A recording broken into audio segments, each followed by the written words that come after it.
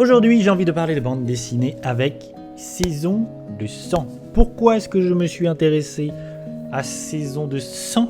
C'est parce que c'est une bande dessinée muette et il y a une catégorie de bande dessinée que j'aime tout particulièrement, c'est les bandes dessinées muettes parce que c'est un véritable tour de force pour les auteurs, pour les artistes, que de proposer une bande dessinée sans texte, vraiment où juste la narration s'effectue par l'image, par le visuel, par la mise en page, le découpage, la mise en scène, et c'est très difficile, je pense, à faire.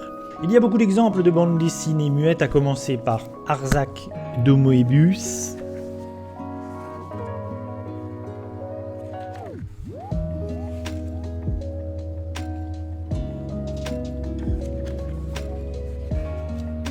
On peut penser à Gon, le manga qui lui est un véritable tour de force parce que c'est sur des centaines et des centaines de pages que l'on va nous raconter une histoire sans texte.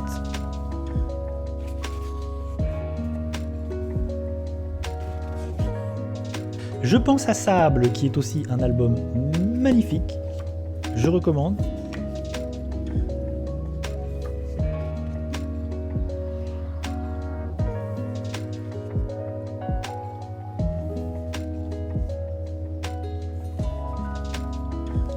Ou encore Là où vont nos pères de Shontan qui lui est un petit chef-d'œuvre. Ça, c'est magnifique. Je pense que c'est une des bandes dessinées muettes que j'aime le plus.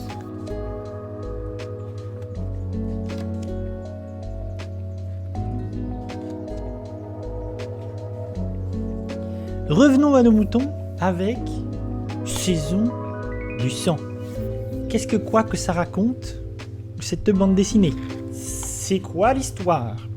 Alors c'est très simple, c'est l'histoire d'une enfant accompagnée d'une armure géante qui est un petit peu son protecteur, son garde du corps. Du coup ce duo improbable va avancer dans des aventures rocambolesques. Il se trouve que la jeune fille doit avancer toujours de l'avant parce que si elle recule, elle en est empêchée. En fait, il y a quelque chose, un processus qui fait qu'elle ne va pas pouvoir reculer dans son cheminement. Du coup, elle se retrouve toujours à avancer, à aller à la rencontre de ce qui va advenir, de son destin. Mais quel est son destin? Quel est son destin? Quelle est cette mystérieuse armure? Pourquoi est-elle protégée par cette armure? Pourquoi a-t-elle ce pouvoir? Serait-ce une malédiction ou un pouvoir?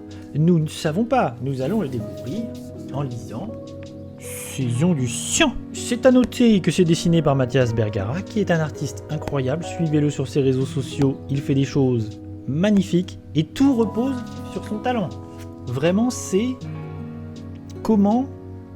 En fait, quand tu fais une bande dessinée muette, la réflexion va être comment je vais raconter mon histoire rien que par le dessin.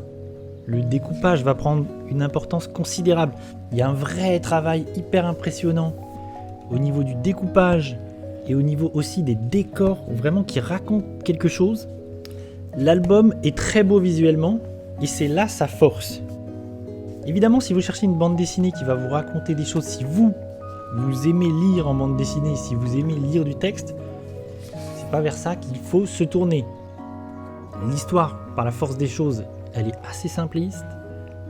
Malheureusement, je trouve que la fin est un peu faible, c'est un peu dommage, mais il n'empêche que c'est un album très intéressant que je recommande si, comme moi, vous êtes friand de bande dessinée muette et que vous pouvez passer des heures, des minutes, moult minutes sur une page, une case, à admirer, à essayer de comprendre pourquoi ça marche, pourquoi la narration fonctionne. Allez-y, ça va vous intéresser.